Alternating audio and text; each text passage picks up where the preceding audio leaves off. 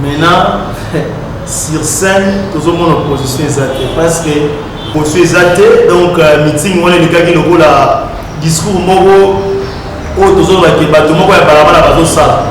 Na moni nesika wana azate parce que l'eau des actes n'est l'eau comme pourquoi on bloque là? On n'est pas des voyous, on n'est pas des bateaux. Ma copie cela veut dire bateau pour accompagner l'élection. Mais moi tant que n'a pas voté bateau kuna et ça a été que nous on te vote à tabac. Maman la politique. Hein? Avant la moto on voter était. Si le peuple s'attaque à Matata pour la première raison, parce que Matata est candidat à la présidentielle contre son candidat à lui qui est Félix Antoine Tshisekedi et son regroupement politique. 2.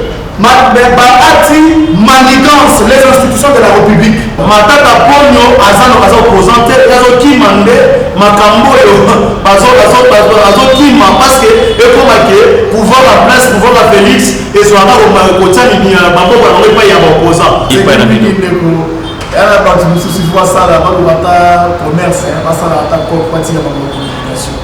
Je comprends. Bienvenue dans cette émission Loboko na Motema. Aujourd'hui, le 26 juin 2026, sur Congo Sarepta TV, à la présentation, c'est bel et bien M. Berry Mukokila, les tontons de la ville. À ma gauche, j'ai M. Joseph Edeba, il va lui-même se présenter. Et à ma droite, j'ai M. Jefté Moulonga, il va aussi lui-même se présenter. C'est une émission bilingue, partout où vous nous suivez, en Europe, en Asie, en Amérique, en Océanie.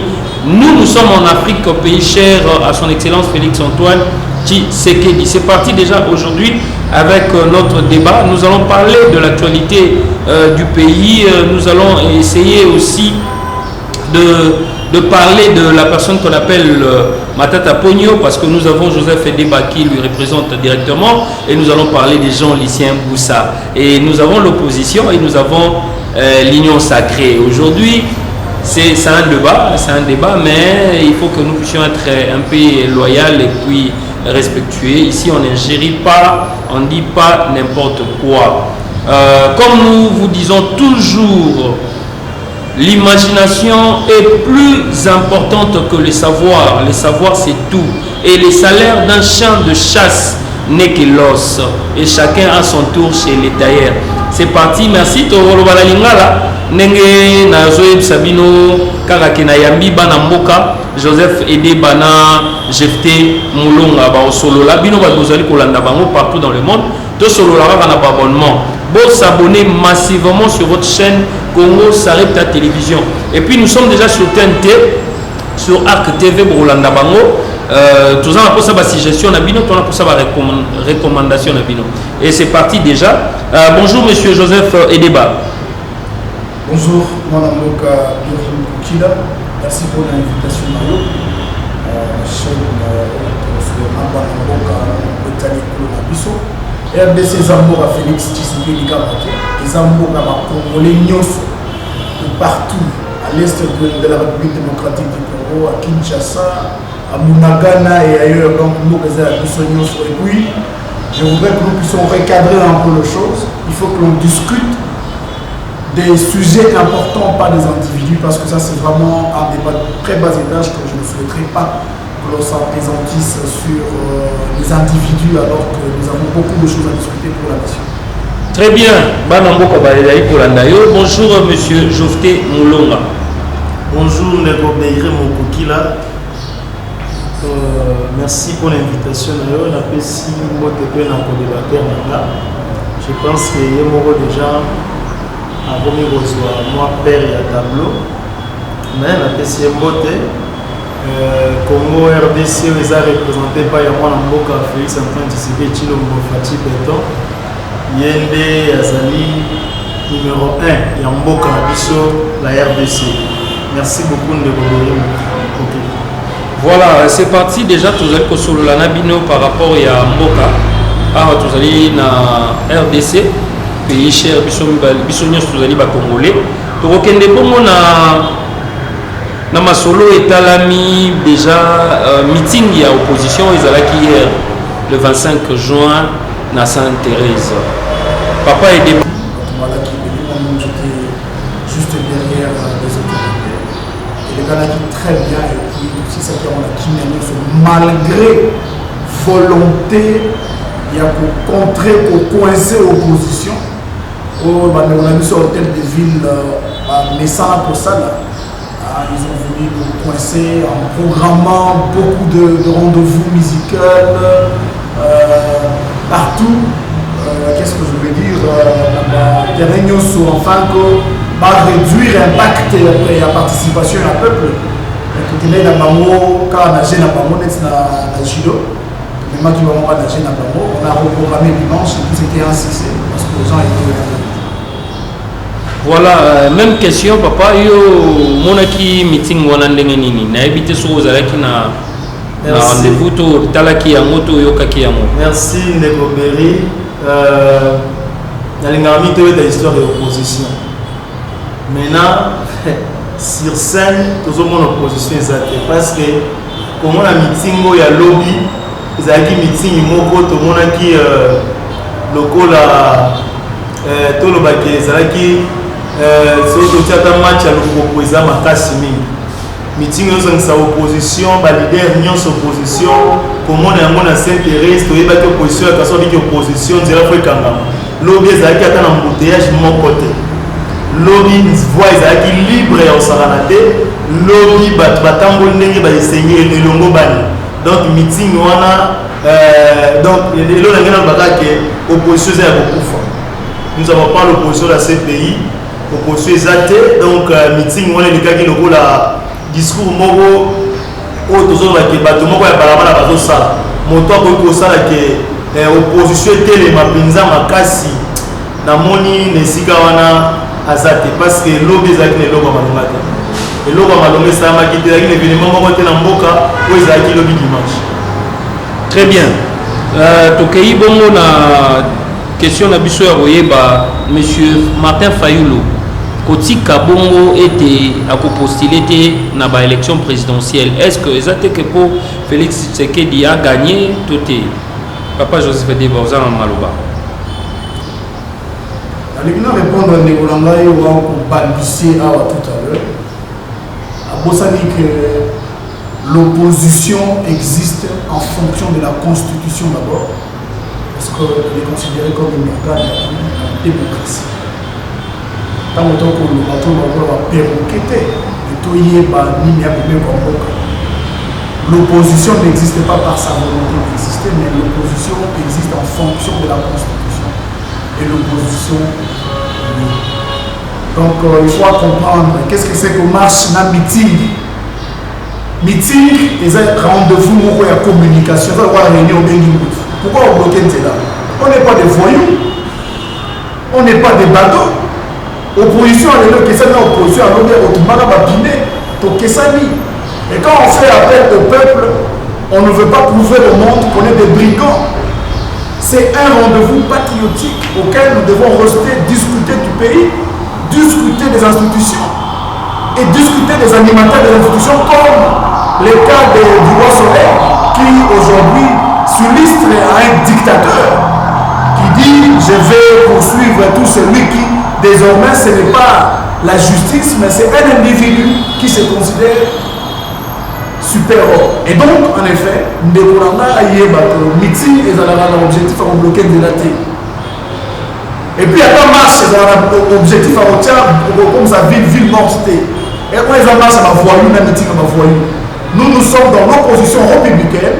Tout ce que nous pouvons faire ne peut jamais entraver le bon fonctionnement de la vie. Et ça, ils doivent comprendre que l'opposition aujourd'hui a changé parce que votre maïs est les Et puis, la zone la question là question sur les candidats Martin Fayulu. Malheureusement, moi je ne suis pas le porte-parole de Martin Fayulu. Je ne peux pas me permettre de parler à la place de ces membres du parti.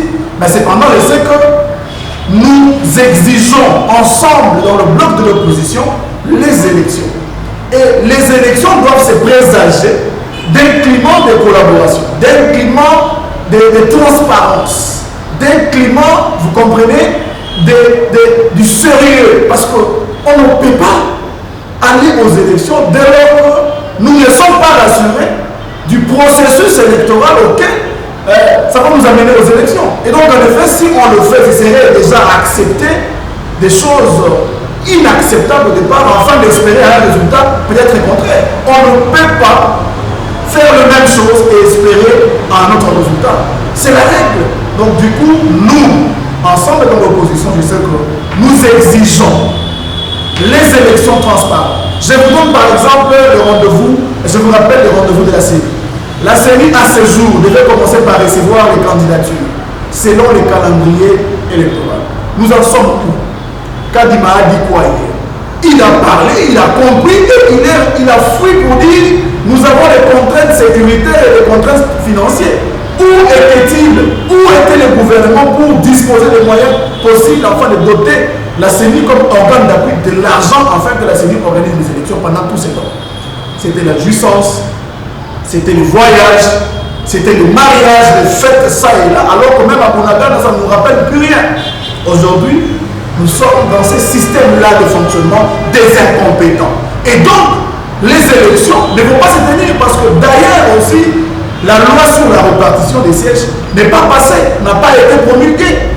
Mais comment est-ce que ça peut aussi être promulgué alors qu'on n'a pas enrôlé les gens en face ici?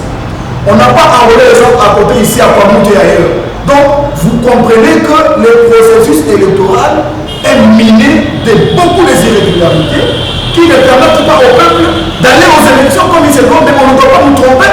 On ne doit pas tromper les Congolais, on doit se dire de vérité en face. Monsieur Kadima et les collaborateurs, ces collaborateurs de l'Union sacrée n'étaient pas préparés à nous disposer à aller aux élections, des élections crédibles et transparentes auxquelles on aurait un candidat sérieux qui puisse sortir, qui puisse traduire la volonté exprimée du Congolais dans l'île. Donc voilà. Très bien, Papa Joseph fait débat, Zongeli Bongo, Papa Jefke Moulonga. Yo, vous allez koloba boni na même question wana ya Martin Fayulu ya kozala na bokonzité na élection 2023. Merci beaucoup ndeko Beri Mokokila alingina nasoma mwasi mamoke po ke ba komoma ba comprendre le tozolobela awa. Au moins temps tolobeli meeting ya Sainte-Thérèse, meeting wana tolobi meeting ya Sainte-Thérèse. Disons tant tolobaki meeting ya opposition to wana komona ba tosongi na ba 2015 quand l'opposition a contesté qui vers les élections au monde dit que na 2015 au monde que mbabika meeting ya na Sainte-Thérèse au monde bana biso to akina na nzela au comprendre que kuna esika wana ezali penza que meeting eza au monde que batu bazokende olakise engulupa ya bato elobi ke baoke na nzela pour que bayebi ke meeting wana ezali na opposition lobi tomoni un grand silence ezalaki na nzela eloko ya balonga ezalaki te diso tozonga ndeko Beri Mokokila esengeli tocomprendre eloko moko ke mandeko Martin Fayulu azali candidat moko force moko fabriqué pa ya bato. Vous savez, tous les ans en 2018, on a eu force, il y a ministre, vice-premier ministre Bemba, a eu force, il y a président de la République, a eu force, il y a un négo ensemble. Tant on a eu force, il y a Baton Nyons, n'a mon acquis à Koki. Maintenant, tout le temps, on a l'émission qu'on passait dans la guerre par la prophète politique. On comprend que les biso que bako ekosimba te bako panzana bako yokana te opposition nde baki ke bako yokana te parce que bako panzana Martin Fayulu bane ko s'attendre na poids ya baninga azomona ke na bato na zanga bango nde na boko kena on a l'élection maintenant c'est le seul asa ye moko amoni ke ye moko asa capable de asa na poids asa na makoki te qu'est-ce qu'il va faire alors n'importe quoi. Il n'a pas assez de droits à la Osani ndeko jefte na okato momuke azana ba Faden House azana mbongo papa makoti ya mbongo toko na mbongo na batute batana ko voter Martin Fayulu nana ko voter ye Osani ndeko voter massivement en 2018 dans le but qu'il y a la composition la mouke ezalaki au grand complet la mouke ezalaki na bande komositu la mouke ezalaki na bande kombemba la mouke ezalaki na ndeko ensemble maintenant batiki ye siko bazokoluka ke na minute na bakati na bango ndeko ensemble abiki eza candidat ye mpe koto amoni ke nazanga moko force eza lisusu te ndeko atie bamama Marie wapi bamama Marie bayebaki ke ye kotala mama Marie na politique aza na moto akovote ye te moto akovote na nsima ne bato nyonso bazalaki bango babike baza na makoki kokende élection sikoyo ye akokende wa akotelingana akokende wa donc ase sentir ke aza ye moko lokola aza ye moko yango aza na makoki ya kokende élection te aza na makoki kokende élection wana yango bandi koluka baraison bango wana mpe na kasi na bango moko wana bandi ya kopanzana très bien discours eza lisusu moko za opposition ndeko faye bamalamu ke na opposition discours eza te bon tozali kozongela bongo matata ponyo oyo toyebi ke na minute oyo balongolaki oyo babengi immunité na ye et puis ka ekomi longola nde tolobaka na économie cas de figure mpo tomoni ye atraduire professeur Bahati Lukwebo oyo azali président ya Sénat napesi bongo mbela na bino mibale question mais na kobanda bongo na la charité bien ordonnée na papa Joseph et débat. Merci ndeko Beri pona mutuna na yo na banza bakongomani bakososolo makanisi tokobimisa awa mwana ndeko tokotongola ndenge moko te. Certains sont dans des distractions inutiles et des invectives parce que na otuna ndeko ayebisa les motifs qui l'amènent à dire devant la caméra que Martin Fayulu a la monte. Non, je n'ai pas dit bon. Non, mais quand on a pas tout, on a makoki, on a makoki. Non, c'est enregistré. Makoki, non, c'est le moyen. Makoki, cela veut dire bateau pour accompagner l'élection. Mais moi, quand on a voté, bateau kuna, et ça a été que nous on te vote à Kabak. Et ça dit makoki, on met ma image. On peut savoir Malouba. On peut savoir Malouba. C'est moi qui dis mais ne voulez pas dire. Ngai ni na sapo, sauf que ça m'a fait pas voter là. Na ba partenaire na zuba mbela na tia na nzela pour que ba voter là et so ba voter là bazali. OK, asa na ba voter yete. S'il vous plaît papa Joseph. Nzela ba tu basa. S'il est seul, monsieur Jefté, s'il vous plaît, apaisez-vous quand vous étiez en train de parler. Papa Joseph Ayota Kibini. Profitez na il y a pas maloba. Profitez na ça. Ozana minutes na yo. S'il vous plaît, débat est à la régler. S'il vous plaît. Merci. Ebisaki on a introduction que je ne voudrais pas qu'on fasse les débats des bas étages. Un débat moko ya tina te le rola pour ba kokite. Kon de konyo télé wana moko la poche na mala elia monte na magicien te. Et puis élection la fonction à nini yo. Au sali statistique nini pour la que muto na batute. Alors que muto na la qui de élection avec des élections de na mboko ndenge lekana. Je ne parle pas de compromis à l'africaine ou le na muto nyo solelo. Mais au yébi te peut au yébi yonanga que muto na 2018 à la qui n'a pas fait. Pour les kabango nyonso. Alors, je voudrais que ce soit clair. La preuve, je voudrais que ce soit clair. Nous avons compris et nous avons l'assurance des points de presse au Corneille Nanga, président de la CENI à l'époque, à Salek. Il a dit que les élections, on n'a pas donné les résultats définitifs. Voilà, donc il faut que les gens arrivent à comprendre, on va se calmer dans l'agitation. Vous allez comprendre. Les élections, on y va avec un objectif de gagner, de consolider le pouvoir. On ne part pas aux élections pour faire plaisir à un pseudo-groupe de gens. On part aux élections pour gagner la confiance du peuple. Et pour se faire élire, il faut avoir un projet. Il faut avoir un projet de société. Il faut avoir quelque chose à présenter comme initiative afin que le peuple puisse te voter pour ça. Tant que vous votez, mais il y a vous allez comprendre que certains ont été placés présidents par le compromis à l'africaine, comme disaient certains. Il y a moins de la difficulté à la gouvernance de l'eau. Il n'y a aucun programme de gouvernance. Tout le monde cheminer à l'aveugle. Et puis comme ça, on va nous emballer dans une élection qui est déjà qui présage, où le processus électoral présage un chaos. Et donc en effet, nous ne pouvons pas aller zébonder alors que nous avons compris. Et nous sommes les parties prenantes de ces élections où nous sommes obligés, nous sommes... Joseph Tozong a une question, la Matata Pogno, cas de figure, immunité, Longwe, et puis à traduire professeur de la justice. Mais ces Matata Pogno, ces immunités n'ont jamais été négociées. C'est comme ça que je vous dis que vous n'allez pas les voir être déférés devant la justice pour cette même affaire. Pourquoi? Parce que tant qu'on va le voir immunité de manière malicieuse, précieuse. Il y a Matata pour le dossier des biens aérialisés. Les immunitaires pour le dossier de est-ce que vous avez dit Sénat et Marati, tant le procureur la Sénat qui permission, la Sénat va payer ça, va lever immunitaire pour Sénat n'a explication parce que Mayoka va condamner, n'est-ce pas? A expliqué qu'il va sénateur, quand il a expliqué dans la plénière, parce que l'organe par excellence de la délibération à Sénat est la plénière. Dans la plénière, les sénateurs ont voté contre la levée des immunités. Il y a Matata Polo.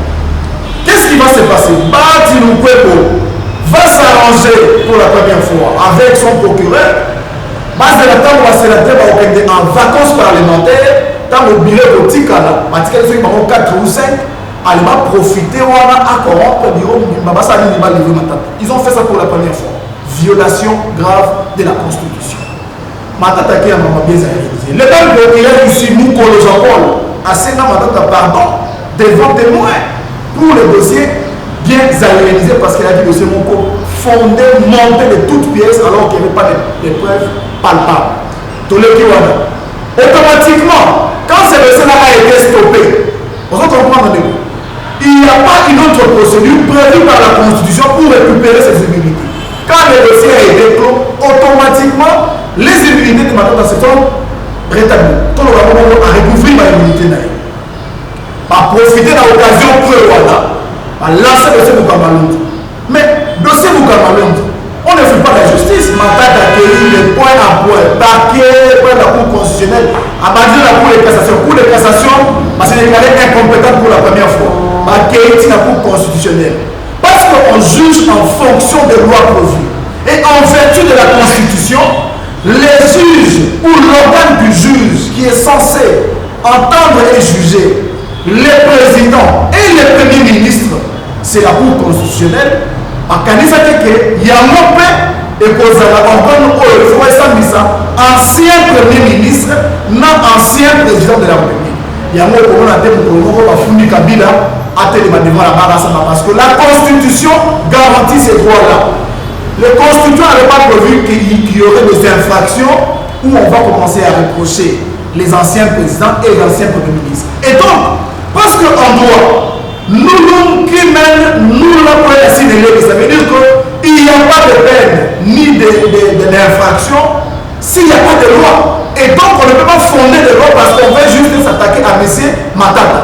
Alors, la Cour constitutionnelle, siégeant en matière pénale, a tranché le problème et qu'est-ce qu'il a dit? Il s'est déclaré être incompétent en fonction de la Constitution à juger les faits qu'on reproche au Premier ministre. Allez, le dossier est clos à partir de là. L'arrêt a été rendu au nom du président de la République, Félix Antoine Tshisekedi.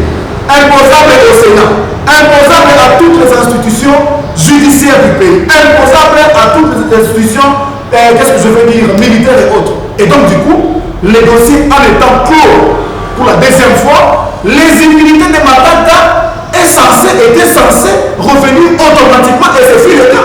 Vous allez vous rendre compte qu'après cette déclaration-là, cet arrêt-là, ça a été communiqué au journal officiel et M. Matata a été devenu en ce temps-là libre à faire ses mouvements. Cependant, ça va laisser comme une épée de Damoclès selon les opposants, les adversaires politiques. Vous pouvez imaginer que la Cour de cassation a lancé la Cour constitutionnelle. Lui, on m'a c'est pas bien sur le dossier de la Cour constitutionnelle, la Cour de cassation, on a déclaré qu'il a fait passer incompétent. Mais encore une fois, la Cour de cassation va se déclarer incompétente pour la irrégularité présentée. Maintenant, il y a un ventil, il y a un farceur, il y a un mafieux, il y a un maradona. Le procureur va s'arranger avec M. Bahati, président du Sénat, encore une fois, en attendant que qu'est-ce que je veux dire, le Sénat a tenu la vacance parlementaire pour ailleurs qu'au Sénat va lever l'immunité à Matata parce qu'elle a découvert le fait nouveau.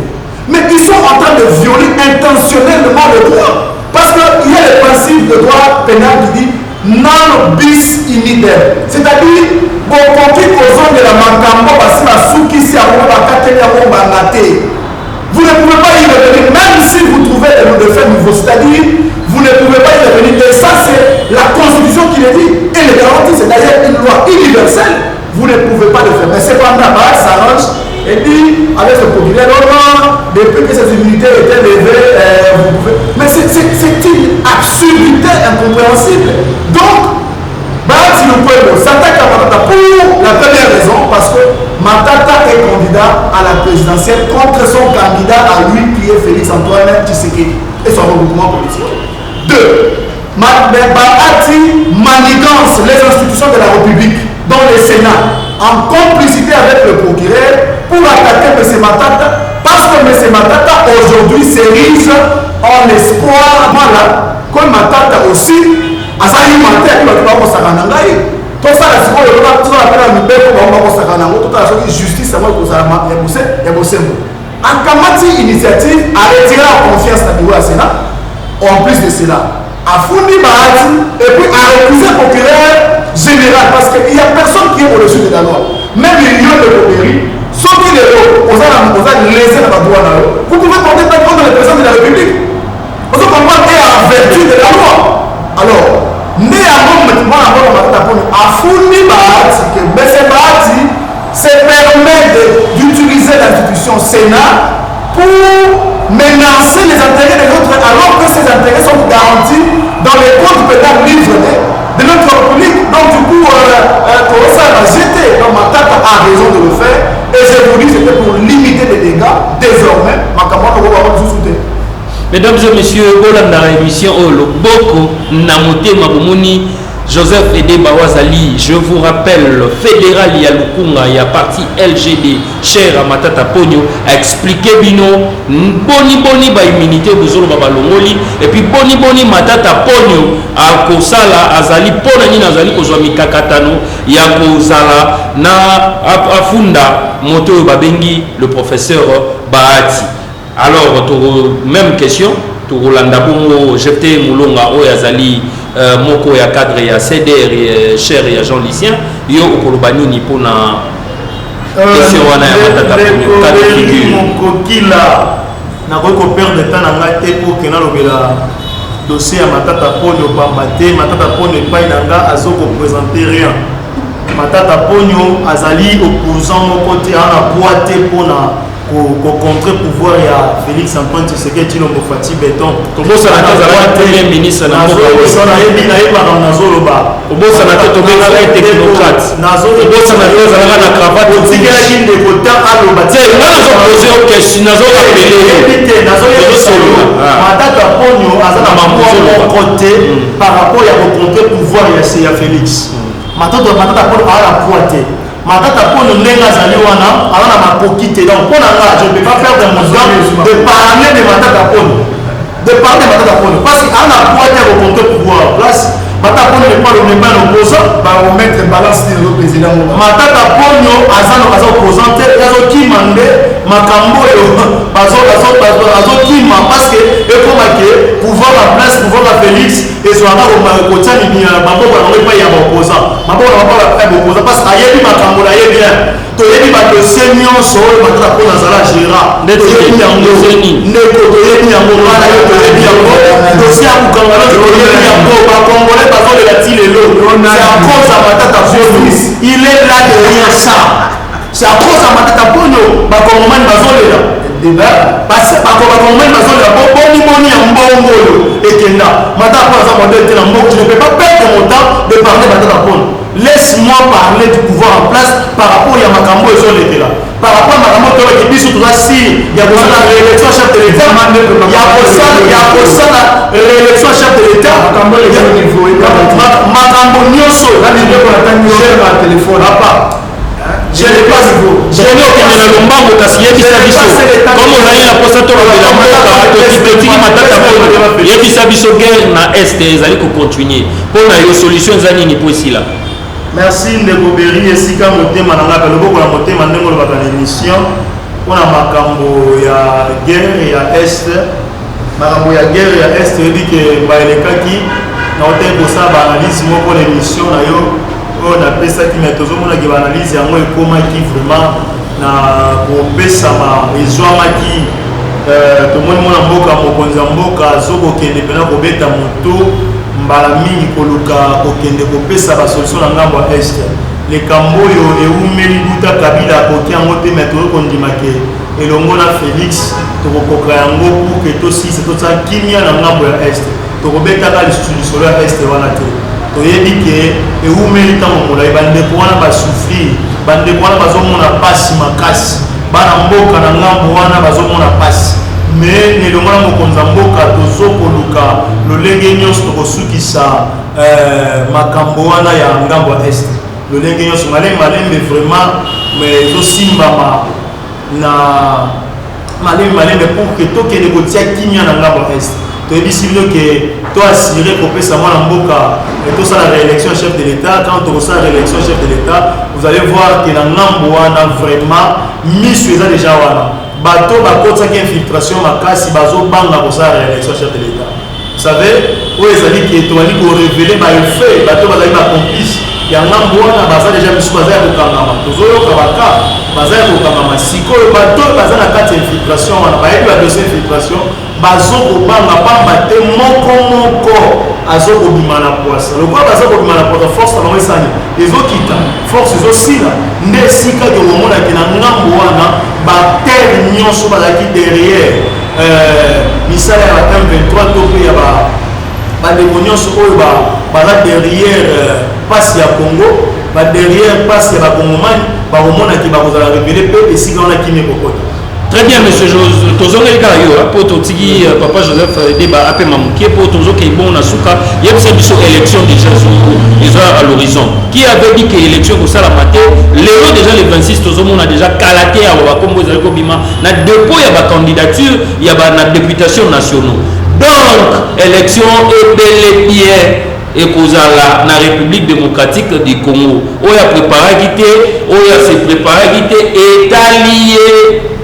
Alors il y a des oppositions à bino ezali yo na union sacrée to finale ndeko beri mukokila na kolobaki élection na kati ya mboka na biso Congo ko salama eloko moko te eloko yo mokonza mboka ko sata za glissement azali penza ko batela mibeko azoko batela mobeko likonzi ya mboka auto bengi constitution na biso azobatela yango élection ekozala bande connaissance qui prêter pour qu'il y ait une élection au monde va se créer raison raison pour l'élection le corps pour les élections peut-être la réélection chef de l'État dans une majorité parlementaire non négociable en 2023 le 20 décembre nous avons une élection Isali. Nous sommes prêts pour les élections. Il y a pour réélire chef de l'État, il y a une majorité parlementaire non négociable. Donc, oui, il y a des yango zomona mikolo yo batonyo so batelemi même kitsa sa koto yo gouvernement ya provincial etelemi na moni ndeko na ngai mesa kimbanse ki pa ina azali mesa kimbanse ke ndeko na ngai Jano Kanola Rose mikolo chaque samedi abi mona mboka nazo vanda te na ba réunion chaque samedi ko solanga na population chaque samedi pour yeba ete population ya Kimbanse ke ngambo ya Kimbanse ke posa na bango ezanini donc pour que Amérique toujours ko continuer ko même ma vision ya chef de l'État donc motonyo soit telemi motonyo soit simbi esika na ye motonyo soit mettre poste sur poste nene tozalia poste sur poste au monde à côté au ministre du commerce extérieur Jean-Lucien Pousato maboko pembe azoleta na poste na ye au monde à côté au ministre ministre nyonso to mettre poste sur poste moto changer poste azate moto nyonso na poste na ye au monde à côté na parlement malgré pas congé parlementaire bokaki kama Gaël Boussa betaka e moto Gaël Boussa maboko révocation salami ya déjà SNEL au moins le poste sur poste les logo esali bino ndenge nini pour monsieur Fabrice Louchine oyo azali DG ya SNEL aza rétabli na ba fonctionnaire vraiment ozomona que biso les camarades ezali nous travaillons pour l'intérêt de la population nous travaillons pour l'intérêt de la population si c'est là ils correspondent l'intérêt de la population pour mettre ma donc bino bokondana qui est na ndenge ya mabe non biso parce que batali que ramener la raison pour kazongisa oyo batebi moto basanctionnaka mbala yambo mbala ya nsima akosala mosala elongo mbani ntango basanctionne mpona makambo osalaki malamu te ntango kozonga na esika okaki awa esika nazwi conscience mais bwakisaki na incompétent papa tolobi ke ntango moto basanctionne mpona mbala yambo ntango azongi na esika na ye akosala makambo oyo elongo bani pour que biso notre intérêt la population congolaise faut comprendre que ça na bateau balingi bango bateau balingi peuple congolais bateau ba un intérêt il y a peuple congolais les amis na bateau ba mettre poste sur poste c'est bon poste sur poste to ke bon na papa Joseph Edeba yebisa biso élection na RDC bino mo ya bango ndenge nini pa na bino elle a parti de ce soit ça là dans le commerce pas ça là ta partie de la communication vous comprenez sur le communication là mais pour la il faut avoir la matière au moment on a bêti madame la kisie pour les nini mutu na bango yenyo sakara sakara na mboka abulunga ndika kama kelele asima so babela niveau na ezali yes papa on comprendre que le comprendre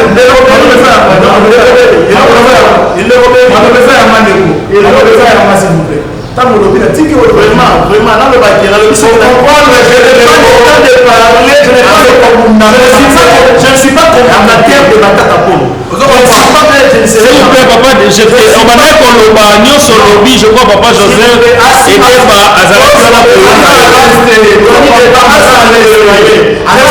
je ne suis pas oui,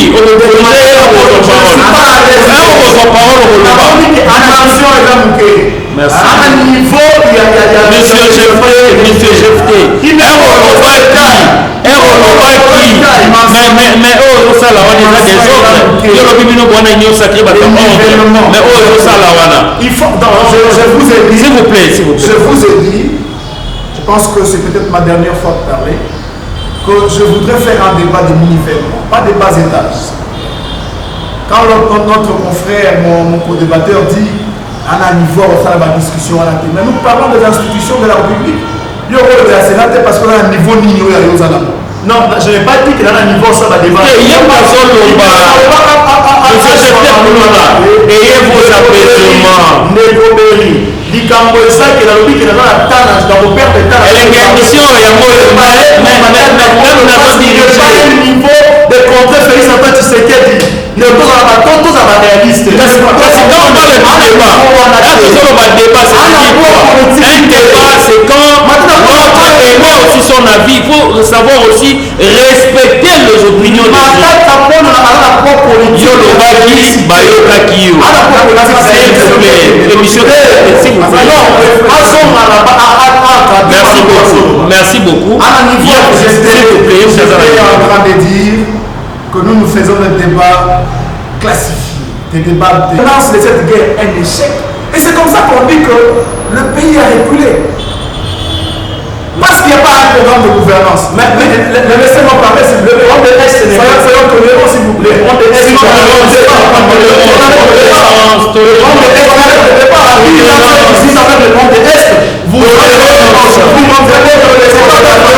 c'est pas fait.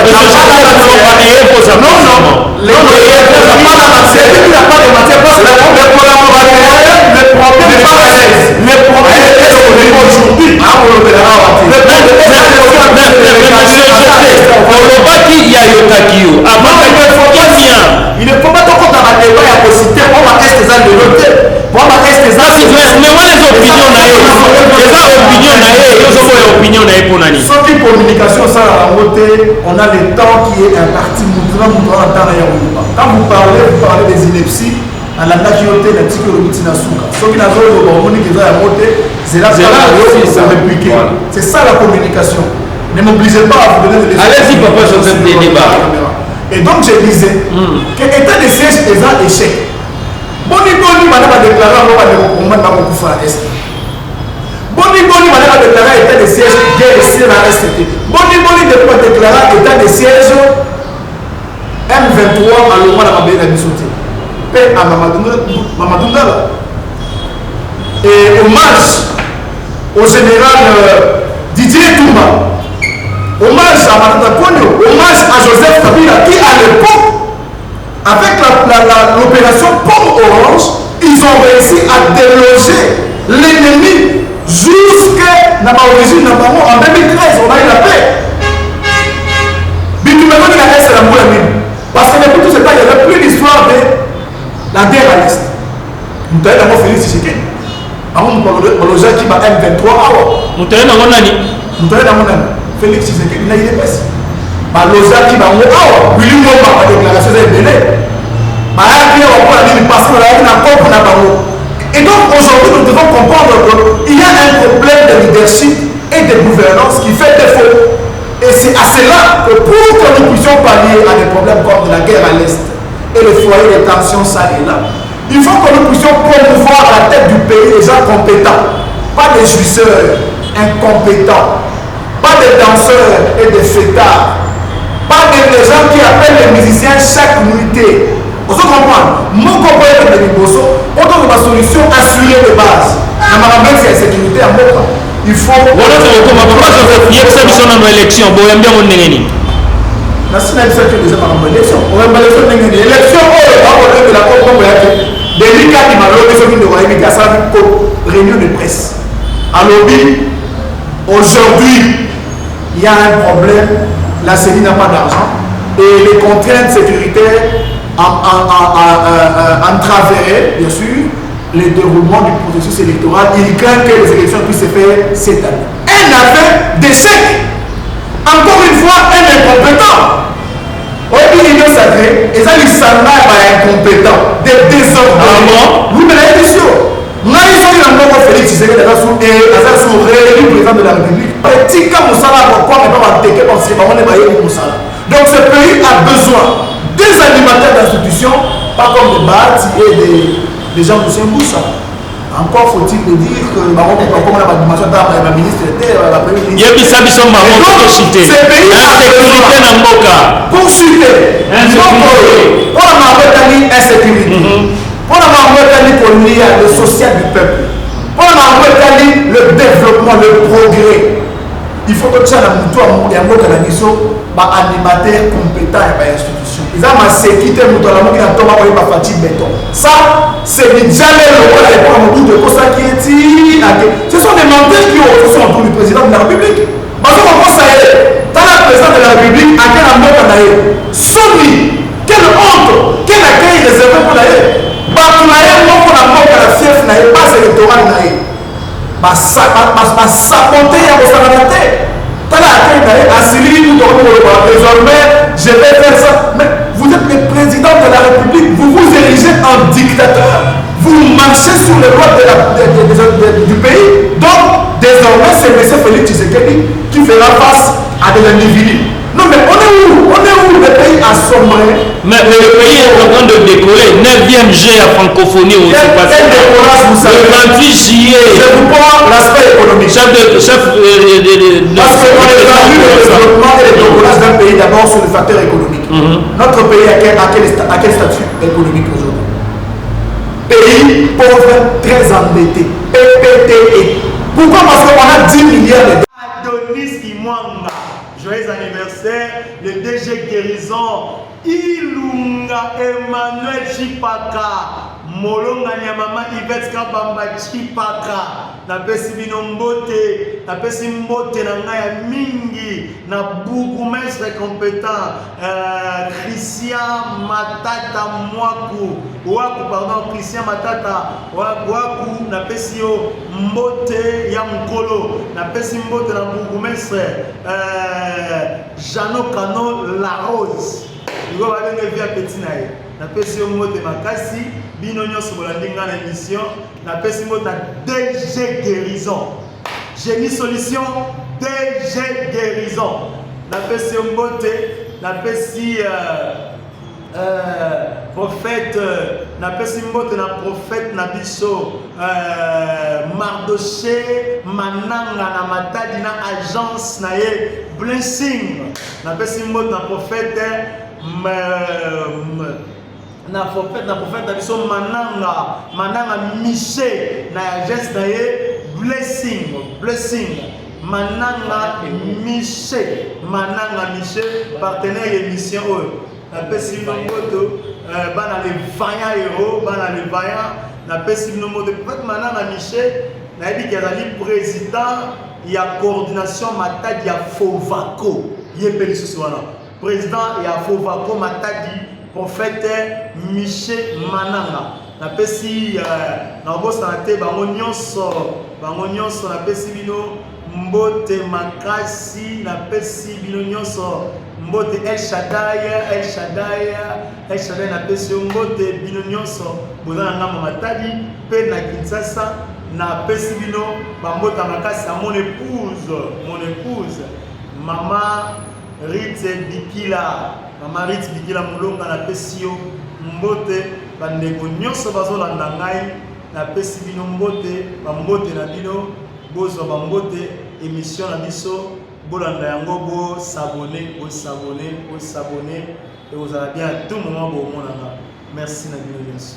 Messieurs, c'était un réel plaisir de vous avoir nombré pour la émission Oyo Loboko na Motema avec l'homme qu'on appelle les tontons de la ville, Berry Mukoki, l'homme des Sareta, Bissot Touzalipe coordonnateur, il y a Association Tobengi, Asbel Abal les anti-valeurs au Congo, AAC Namokuse, yango zali komona tozali kolobela mingi na émission na biso ndenge nini tokosala mpona koréduire kosili savoir même anti-valeur na Congo. Sur ce, je cite Gracien Tsakala, le ministre provincial de l'Intérieur, avec l'opération Machette Nassé.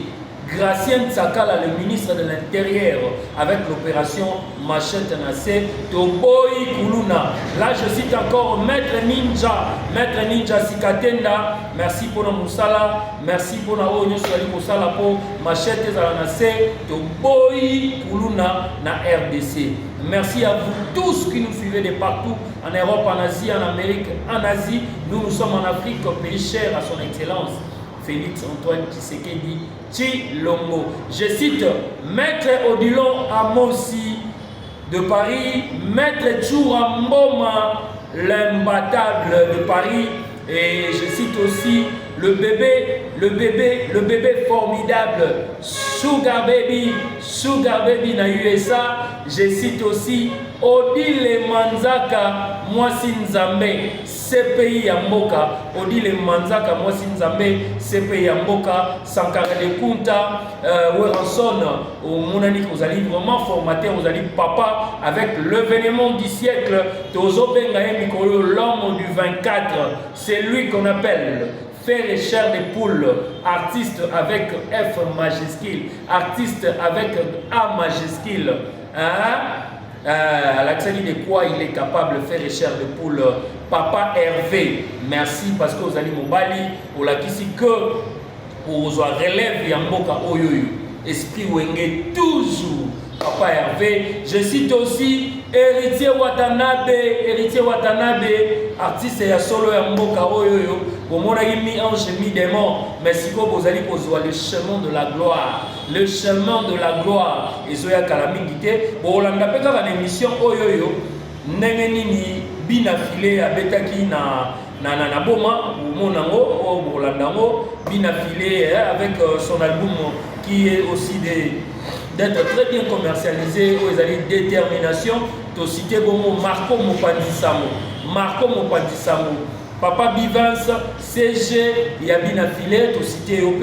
Donc, tu sanité Batonioso Balingarabiso, tu sanité honorable Jean-Jacques Maloulou, Bana Lukunga Nyoso, Bazaya Yo, Bana Lukunga.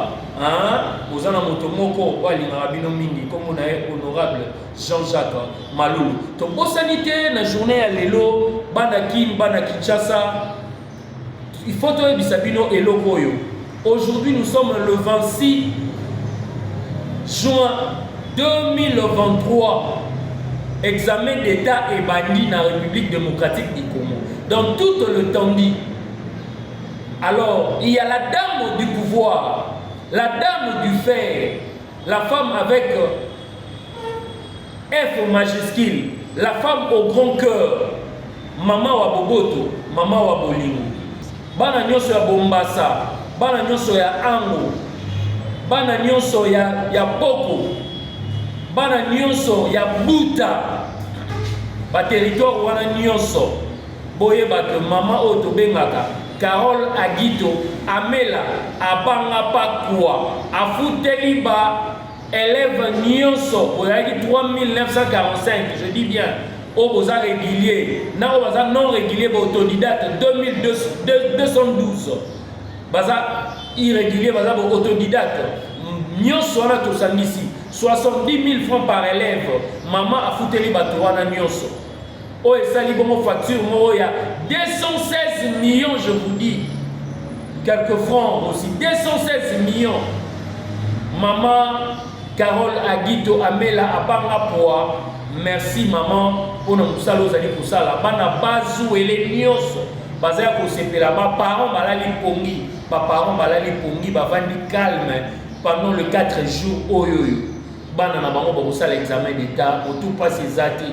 Pour la maman Moko, avec ses œuvres sociales, avec la fondation Carole Agito Amela Abanga Pakwa, État Lissiko éducation, où ils allaient champ de bataille, où ils allaient vision, il y a chef de l'État avec la gratuité de l'enseignement, que je cite, le symbole de l'unité nationale, Félix Antoine Tshisekedi, mais maman Moko, ils allaient accompagner vision naïe, Otobengi, madame Carole Agito Amela Abanga Pakwa ya kufuti la bana nyonso ya Ango, bana nyonso ya Bambasa, bana nyonso ya Poko, bana nyonso ya Buta afuteli bango territoire nyonso ya Bazuele. Lelo ba osala l'examen d'état na kimia nyonso. Bravo et merci à vous maman Carole Agito Amela Abanga Pakwa avec la fondation Carole Agito Amela Abanga Pakwa. Nous sommes à la fin de notre émission que vous avez suivie, vous avez aimé, partagez cette émission, aimez cette émission. Tous en pour ça ma suggestion, tous en pour ça ma commentaire, tous en pour ça vous s'abonner massivement sur la chaîne de valeur qu'on appelle Congo Sareta Télévision, Congo Sareta TV. Abonnez-vous massivement. Si vous nous rejoignez en cours de route, dites-vous que vous avez fait un très bon choix de choisir Congo Sareta TV, les informations traitées et les informations vraies. Nous sommes là pour vous divertir, nous sommes là pour vous informer et vous former. Et avec l'homme qu'on appelle, avec toute mon équipe, Berim Kokila, Manza, les tontons de la ville. Et je suis aussi encadré et je suis entouré par des hommes intelligents et par la sagesse africaine. Tous avons Archange Nzengo, le grand communicateur, le caméraman, et il sera na micro baladère et botal mbola borosolola na Archange Nzengo. Merci pour tout, merci pour ta présence, merci pour ta volonté, merci pour ton assistance. To pesimbo bombo te na Valos toujours na montage azali ngona na biso to bosanité moto to bengaka ndotoni Voldi Ndotoni to pesi mbote, Manix to pesi mbote, Fofana to pesi mbote, Neko Eliezer to komi wapi to pesi mbote. Tozali komona baction na souterrain avec le parti cher qu'on appelle ACER ezali parti oyoyo ya Neko Eliezer. Neko Eliezer azali les États-Unis. Nyonso kaka pona okende koluka koyeba kosangisa bakongolais kosolola na bakongolais nyonso ya mboka oyoyo pona kozwa ba solution ya mboka oyoyo sur tous les aspects de la vie. Ndeko Eliezer Ntambwe, bravo Eliezer Ntambwe, l'honorable Eliezer Ntambwe, bravo à vous. Tokomi à télévision ezali kosala mosala tokosukisa bongo na oyo tobengi honorable Francis Chibalabala Mokunai. Hier azali likofi ya Changu, la carte qui gagne aussi ya Changu. Likofi ya Changu izalaka moko. Tobosanité Nour Moulamba Chibalabala. Tobosanité ko cité Yves Mukendi Tobi, to cité Monsieur Moulenda, il y a Zali conseiller, il y a VPM, il y a vice-président de l'Assemblée provinciale de Kinshasa, Francis Chibalabala, Moulenda, to cité Jekobea, to cité fils Mukoko, to cité Binonyoso, CG Augustin Kabouya, AK47, Mouanabouti. To cité OP, merci pour Nanyonso, Roger, to cité Binonyoso, Bato Lingara Bozali, Bato Bolingara Bisope, Bozala Malamu, to Bosanité, événement, il y a Boss Bosenge Bokala, Moamba Nyonso Zayaye, Boss Bosenge Bokala, Moamba Bobimbi Zayaye, Boss Bosenge Bokala, Moamba Zayaye, to cité Binonyoso Baye Bolingara Biso, to cité Bana Club de Star Nyonso.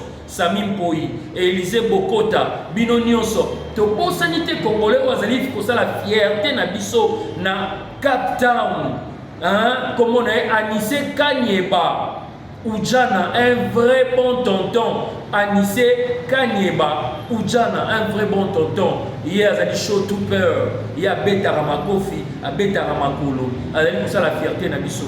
Donc ce qui Jésus-Christ a zonité tokutani bongo mikolo koya, mais tobo sanité n'adresse Zalika Ramoko 817 sur l'avenue,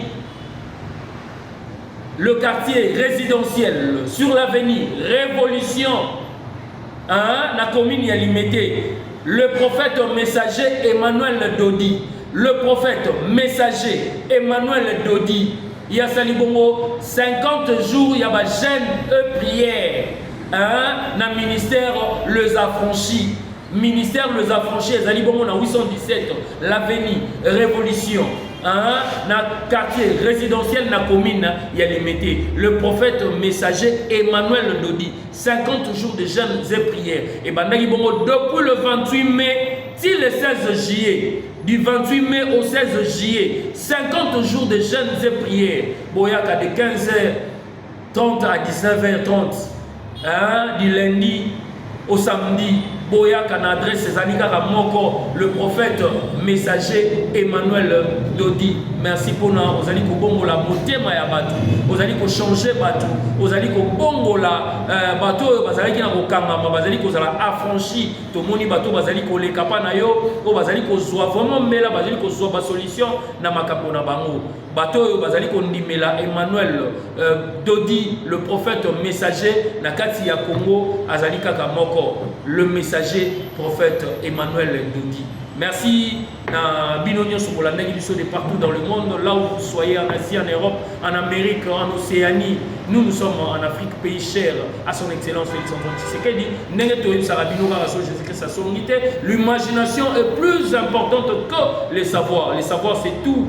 Et toyebi sarabino toujours que le salaire d'un champ de chasse n'est que l'os, et chacun à son tour chez les tailleurs. La suite au prochain numéro, ça n'est fini pour aujourd'hui. Bye bye, partout où vous êtes, vous allez bien, restez en paix. N'êtes sarabino que restons positifs, positifs. Que l'amour anime nos esprits, que la haine quitte nos cœurs, et que le patriotisme incarne notre devenir. Restons positifs. La suite, ça m'est fini au prochain numéro avec les autres animateurs de partis politiques, avec cette émission Loboko Namotema, avec le tonton de la ville, Berry Mouko.